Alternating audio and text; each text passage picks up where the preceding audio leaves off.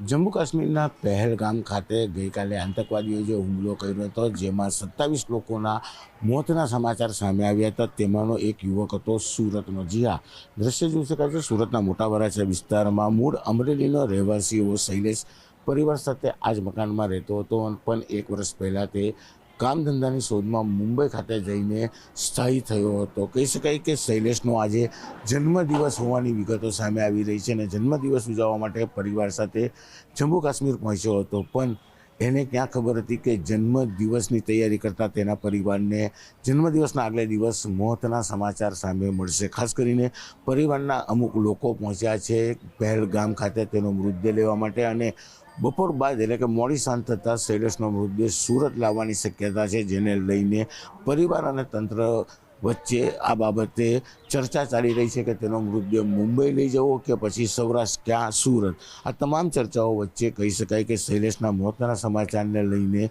જે પ્રકારની વિગતો સામે આવી હતી, તેને લઈને પરિવાર સાથે સમગ્ર વિસ્તારમાં શોકનું મોજું ફરી રહ્યું છે. કારણ કે સુરતમાં 2006માં આ જ પ્રકારે જમ્મુ કાશ્મીરના હુમલામાં 4 બાળકોએ જીવ ગુમાવ્યા હતા. ત્યારે વર્ષો બાદ ફરી એક વખત જમ્મુ કાશ્મીરમાં આતંકવાદીના હુમલામાં એક ગુજરાતી અને તેમાં પણ સુરતના યુવકના મોતને લઈને લોકોમાં આક્રોશ અને શોક જોવા મળી રહ્યો છે. કેમેરામેન જીગર ગુગલ સાથે કીર્તેશ પટેલ, ન્યૂઝ 18 ગુજરાતી, સુરત.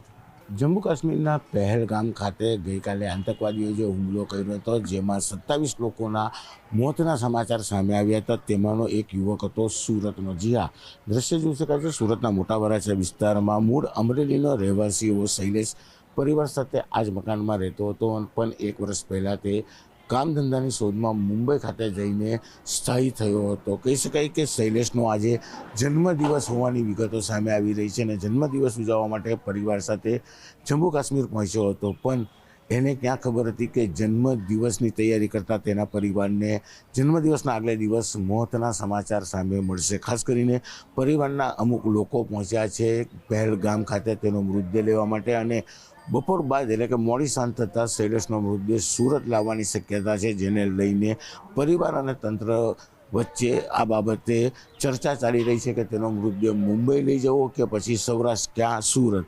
આ તમામ ચર્ચાઓ વચ્ચે કહી શકાય કે શૈલેષના મોતના સમાચારને લઈને જે પ્રકારની વિગતો સામે આવી હતી, તેને લઈને પરિવાર સાથે સમગ્ર વિસ્તારમાં શોકનું મોજું ફરી રહ્યું છે. કારણ કે સુરતમાં 2006માં આ જ પ્રકારે જમ્મુ કાશ્મીરના હુમલામાં 4 બાળકોએ જીવ ગુમાવ્યા હતા. ત્યારે વર્ષો બાદ ફરી એક વખત જમ્મુ કાશ્મીરમાં આતંકવાદીના હુમલામાં એક ગુજરાતી અને તેમાં પણ સુરતના યુવકના મોતને લઈને લોકોમાં આક્રોશ અને શોક જોવા મળી રહ્યો છે. કેમેરામેન જીગર ગુગલ સાથે કીર્તેશ પટેલ, ન્યૂઝ 18 ગુજરાતી, સુરત.